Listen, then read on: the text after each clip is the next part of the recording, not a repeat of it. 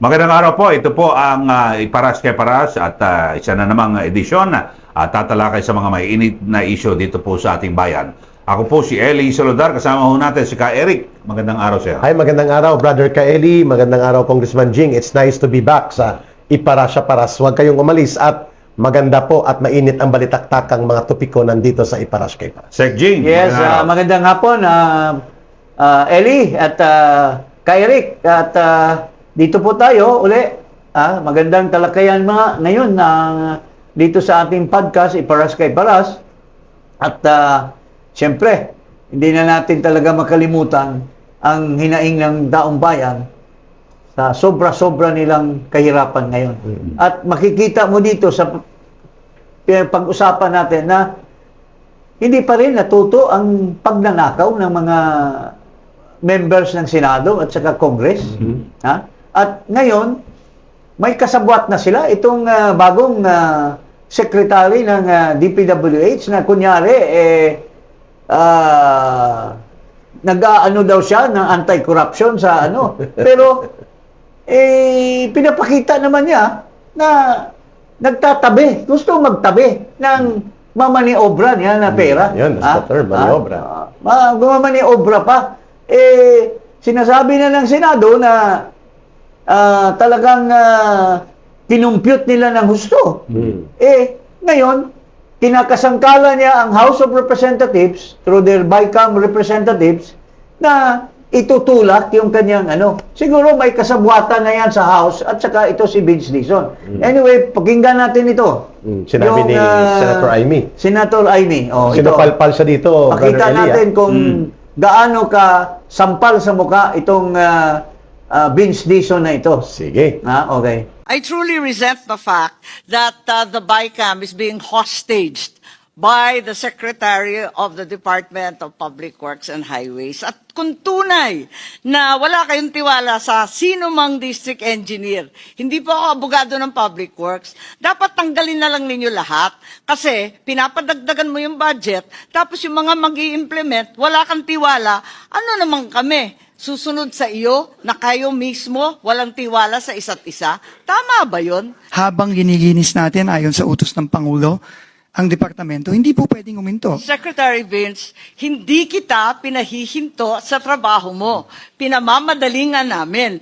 Ikaw ang humihinto sa trabaho namin dito sa BICAM at papalit-palit ka ng sinasabi. Yun ang problema. Kong, ikaw muna. So, mga kababayan, tamang-tama yung sinasabi ni Amy na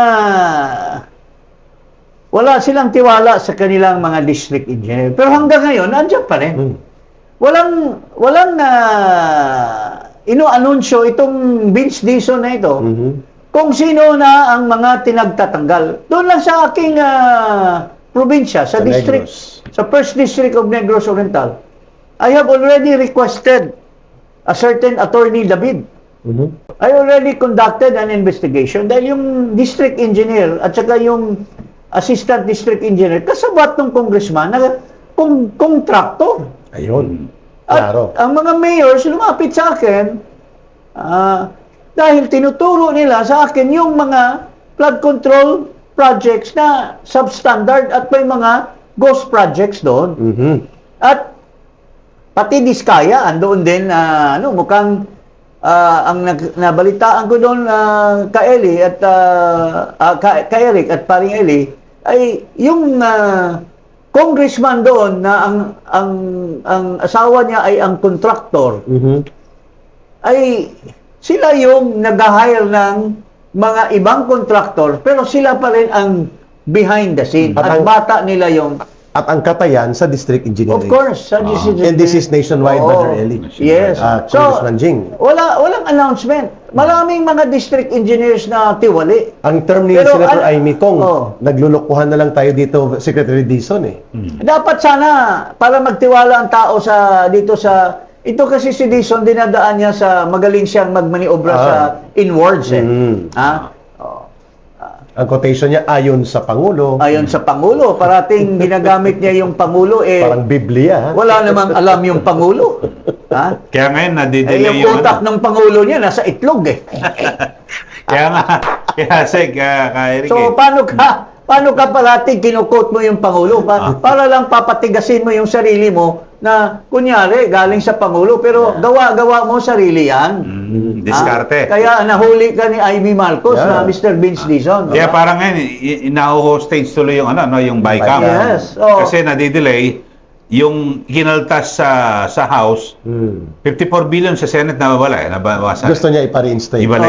Sinasabi na kasi ng mga senador, na 3 beses na sila nag-hearing tungkol dyan. Baliktad. 3 beses na nag-appeal itong Dizon at yung input ng nilagay doon sa version ng Senate ay nanggaling kay Dizon. Yeah. Meron silang computation na estimate, eh. Ibalik ulit. magbabago siya. Tsaka hindi ako naniniwala doon sa sinasabi ni Vince Dizon. Kasi yan galing kay Pipito Alvarez, galing sa mga congressmen yung idea na yan. Magkaiba daw ang presyo doon sa, libawa, Probinsya. sa ibang area ng isang probinsya, magkaiba daw yung presyo ng sand.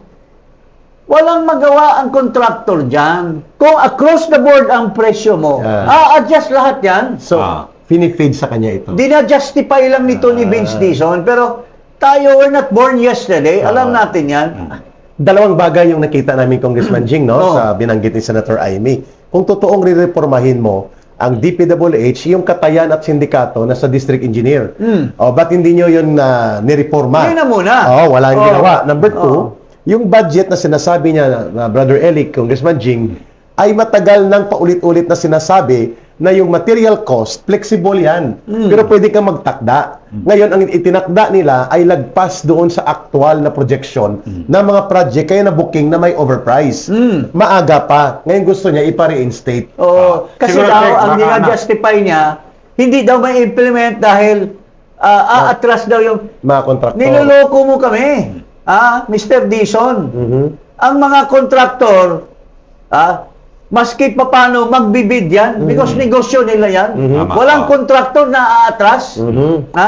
Kasi marunong silang magmaniobra sa costing. Pero dito, Sek, baka naman yung 54 billion nung kinaltas sa Senate, Yeah. baka marami na yung naiusa, yung 54 billion, bawiin natin. Oo. Gawin na lang yung version Sinasabihan out. siya ng mga congressman na Kami na ba? kami nang bahala doon sa BICAM, kaming sponsor mo, pupuntahin Ibalik. natin, para maibalik yan. Pero yung ano namin, yung usapan natin, Kasi ang kalakaran dyan, Congressman, naging congressman to si Congressman Jing, alam niyo to ang mga diskarte na ito. Na SOP na siguro to meron na Na-advance yan, to. meron na yan. So, kinausap na ng ibang congressman yung kontraktor na pagkuha na. Ngayon, kung tatanggalin ng 54 billion, saan nila itatapal yun? Yun ang problema ni At- Vince Dizon. At sino ba yung mga nasa likod niya? Yung mga Sila Momo. sabi nga ng Mga ng contractor. news report, the same maniobra, birds of The same feathers. the same feathers. Pinalitan lang yung Yung kulay. yung kulay or Yung pala yung yung kwelyo. color. Pinalitan Yung lang. Pinalitan lang Yung yung color, tama. ng aso. Aso. Oo. So, sino ba yung behind yan? Yun. Maganda Ito yun. yung mga, paano ba naging na-elect itong mukhang vampira na babae na ito? Anak daw ito ng taga-customs. Dati taga-customs. Ito, pakita mo nga. Sige nga. Pakita mo nga yung Si Swansea, mukhang no? vampira na babae. Sige nga. Ito yung pumalit, sabi ni Kaeli, Ayan, si Saldico Jr. Mukha ba yan ng isang babae na mapagkatiwalaan mo? Sino ba ito? Swansea daw. Swansea. Sino ba yung Swansea na kinasuhan sa Bureau of corruption sa Bureau of Customs? Ipakita mo nga yan. Ito. Ito ay open online news. At ang sinasabi ka, Eli, Basahin named mo na lang respondents yung nandyan, apart from Morales were Port Manila District Collector Horacio Swansing. So Manila Port Collector Tatay pala niya. ang kanyang tatay. Tatay niya ito At ang kaso ay malawakang korupsyon sa Bureau of Customs. After na fire out yan, pagka Customs Deputy Commissioner, siguro maraming, with due respect, maraming naipon. Yeah, pwede. Kasi nakasuhan nga. But this may not this may not be the only manipulation that he might have done during his time as deputy commissioner. Oo. Oh. So, nagkaipon ng pera, nakatakbo doon So, konektado. sa kanyang... Dalawang anak, ha? Oh, later Dalawang on, Congress. kumita na rin sa Congress. Ba, pinagsabay-sabay pa niyong dalawang anak. Oho. Pakita mo ngayon mukha nitong anak. Dalawa, ang isa si Micaela. Bella, yung Bella naman. Oo. Itong Micaela, hindi ko maintindihan. Paano naging chairman ito ng Committee on Appropriations. Appropriation? She's only a neophyte. Oo. No. Bigla na lang napunta sa kanya, no? Bata daw ito nung dikya Oo. yung cherish pang pingping ko. Oo, ni Kaya ni sabi ng Sandro. mga ibang mga kausap ko, ng mga kaibigan ko, pare, Ayan, isa. Dalawa pala sila magkakapatid, no? hindi, Ito, yung Ito, isa yung Bella. ito, medyo hindi yata kapatid ito. Kasi mukhang Reyna naman ito. Yung isa mukhang vampira Ha?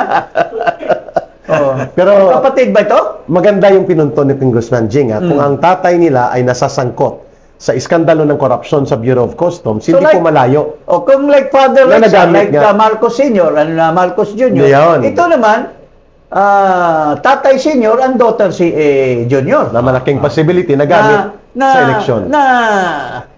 It runs in the blood na kaya tingnan mo ang laki ng pakita mo yung Ito, luminito ngayon. Marami yung budget insertion. tingnan mo ang budget insertion Yes. nitong vampira Talagang nito. ano ba yan? Magkatambal talaga. Speaker tsaka yung Appropriations. chairman ng ang appropriation. nagmamaniobra ang nagmamaniobra diyan Eli ang nagtatabi kasi alam mo sa house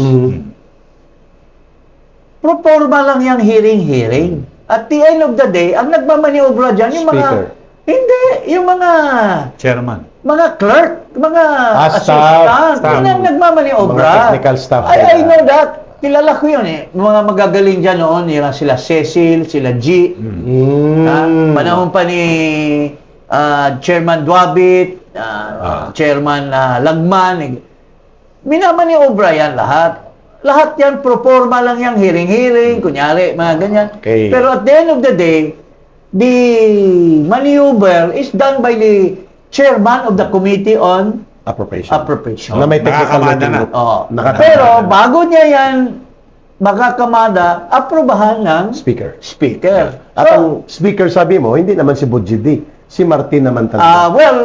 Mayroon din si Ganun Budjidi. nangyari noon kay Pero- Martin at Saldi. Saldi. Oo. Ngayon naman, merong Martin Jr. at Saldi Saldi Jr. Jr. Saldi Jr. Yes, yes. Sige, Pangatapos ang issue sa questionableng insertion sa 2025 budget, tila hindi pa rin talaga natututo ang ilang kongresista. Sa ulat ng PCIJ, House leaders pa raw mismo ang may pinakamalalaking singit para sa 2026 budget. Ang detalye sa agenda report ni Elijah Bonzo. Ilang buwan na ang nakalipas matapos magkaroon ng palit liderato sa Kongreso, bunsod ng sunod-sunod na pagputok ng issue na may ugnay sa flood control scandal. Pero sa House of Representatives, napalitan man ang mga pangalan, parehas na mga posisyon pa rin ang nakatanggap ng pinakamalalaking insertions sa 2026 DPWH budget, ayon sa huling ulat ng Philippine Center for Investigative Journalism o PCIJ. Una sa listahan ay ang pumalit kay Congressman Martin Romualdez bilang Speaker na si Isabela 6th District Representative Boji D. Ang distrito ron ni D ang nakatanggap ng pinakamalaking insertion mula kasi sa isinumiting proposal ng DPWH, tinatayang 1.1 billion pesos lang ang allocated. Pero tumripli ito sa 3.1 billion pesos sa House proposal matapos magkaroon ng halos 2.7 billion peso insertion. Pangalawa sa listahan ang pumalit kay resigned Congressman Zaldico bilang Appropriations Committee Chair na si Nueva Ecija 1st District Representative Micaela Swansing. Sa initial proposal ng DPWH, 1.6 billion pesos lang ang allocated sa distrito ni Swansing. Pero dumoble ito sa 3.4 billion pesos pagkatapos ng House Budget Deliberation, kung saan nagkaroon siya ng tinatayang 1.77 billion peso insertion. Sumunod sa ikatlong pwesto ang kapatid ni Swansing na si Sultan Kudarat 2nd District Representative Bella Swansing na nakatanggap ng 3.9 billion peso allocation matapos ng tinatayang 1.6 billion peso insertion. Sa kabila naman ng resignation bilang speaker at pagkakadawit sa mga nakatanggap umano ng bilyong-bilyong kickbacks, ang presidential cousin na si Romualdez ang isa raw sa mga nakatanggap ng malaking bulto ng 500 billion peso allocable at non-allocable funds ng DPWH. Nakatanggap ang distrito niya ng 6 billion pesos, mas mababa sa originally proposed na 9.9 billion pesos. Ang distrito naman ni Congressman Bambi Emano ang tanging nakakuha ng mas malaking allocation sa House Budget Proposal na 6.35 billion pesos. Kung So, pakita mo nga uli yung itsura ng babae. Vampira? Yung... Naku. Kahit anong anggulo, no? taga-sip-sip ng pundo eh. Ha? Kahit, Vampira kahit anong anggulo. Alam mo, Tama na, okay na. kahit anong anggulo, mukhang vampira eh. Hindi ka Ha? hindi ka tiwa-tiwala. Kaya eh. nakakakuha ng malaking allocation, natakot sila sa vampire eh. Ha? Kung Pero- may tanong kami sa iyo, ni Brother Eli, Okay. mag-interject ka, pwede rin. Sinasabi kasi ng balita na wala ng pork barrel pero ang insertion, yun ang bagong mukha. Tinatawag din na allocables, tinatawag din siya na mga congressional realignment. Pero isa lang ang balahibo, pork barrel pa rin. No matter how you call it, ha? Ang tawag dyan ay singit. Singit. Singit. Kasi wala sa NEP eh. Alam naman natin, yung singit mabaho eh. So, Umalingasaw. talagang umalingasaw yung singit. Klaro, ha? Sinisingit, whether it's amendment or insertion, lahat yan ay singit. Pero dito, Sek, mukhang nakabuti yung in the live stream, no? Yung Bicam. Kasi kung hindi na live stream yan, Lusot na to. tapos na ang kwento. Oo. Kasi oo. outvote ka lang doon eh. Sila-sila lang eh. Eh ngayon, hindi sila makaporma. At tulad nung 2024, sinabi sa akin ni Saldi ko, Personal, direkta sa iyo, ha? direkta sa akin, Direkta no? sa'yo. Kasi sabi ko, pare, may mga kaibigan tayo na humihingi ng extra budget. Sabi niya, wag na pare kasi wala na akong magawa dyan. Doon ka pumunta sa mga kaibigan mo. Na? Kasi Sa yung Congress. hinihingi mong mga Duterte yan eh. Doon mo, humingi ka kay Bongo, humingi ka kay Bato. Projects yun, Tag projects. 3 billion each sila eh. Sa lahat ng mga... Tag 3 billion each ang Di ba, pati senador si Rizzo noong Teveros meron din? 2024. Dinideny niya. Pero palareho sila. Pero nandun eh. Nandun. 3 billion each. Yun Sabi ang- ni Saldi. Sabihin mo sa kaibigan Pork mo, barrel talaga yan. lumapit kay Bongo at kay tag 3 billion sila eh. So, yun yung sinasabi kung sikreto. Pero dito, mukhang wala silang Mabubuking. mabubuking sila kung ganun pa rin ang mangyayari. Sa 2025, ganun din pa yun. Mayroon pa rin singit ang mga Pero senador. hindi ka ba nagtataka, Brother Eli and Congressman Jing, itong crusader dati sa mga pork barrel at insertion, tahimik na tahimik. Si Ping Lacson. Oo. Ang farm to pocket road naging 32 billion. Kung hindi pa isiniwalat ni Congressman Leveste, hindi mabubuking na may bagong mukha ang flood control. Farm to pocket road, dumoble at DPWH din ang kakamada, Congressman Jing. What money can buy. Ganun lang talaga dyan. Kaya itong bansa natin, kailangan na talaga ng cleansing process. Cleansing. Talaga matindi na. Ito, tingnan mo lang. Kakampi nila ito. Pero anong Congressman sinasabi? Erice, Ito si From Caloocan. Congressman Erice. Erice. Erice. Si From Caloocan. Egay. Kabarkada ko yan sa House of Representatives. Naabutan mo, di ba? At matino ito eh. Why would the BICAM insert 5 billion to the office of the president, sa opisina mismo ni presidente na hindi niya alam? Yun, very malaking question mark sa Can akin. you yun. further discuss that? This is new to me, sir. So may 5 Doon sa billion. 100 billion, As dun sa 100, part of that is 5 5 billion for the office of the president. I see. So kung hindi nila alam yon, bakit sila, ang request lang nila sa NEP is this certain amount, tapos yung BICAM, dinagdagan sila ng 5 billion.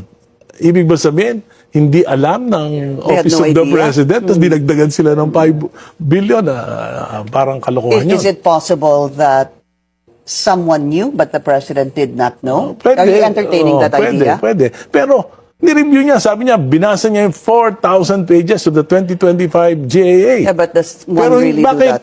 bakit hindi niya Nakita yon. ba't hindi niya nakita yan? Ba't hindi niya binito? At sinabi tapos nagsalita si Senator Lacson na naniniwala siya na nagamit lang yung pangalan ni Presidente. Yeah.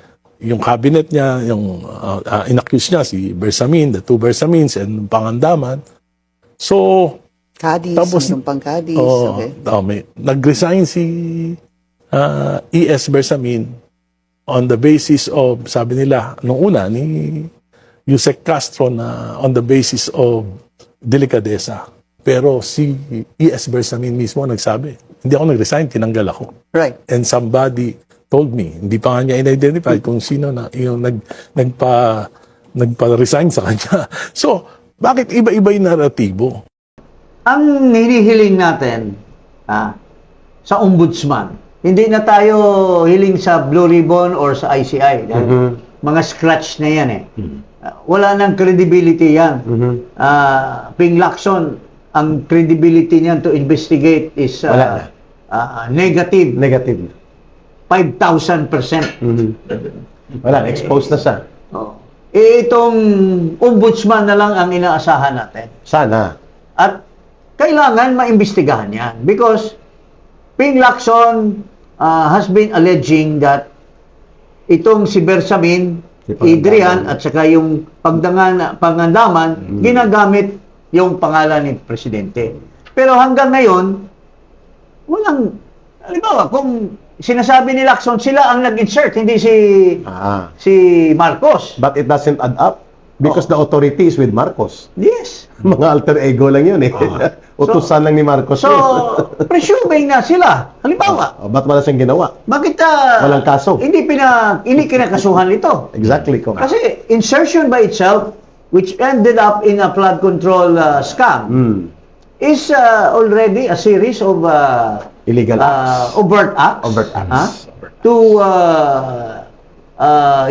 scam the government. Yeah.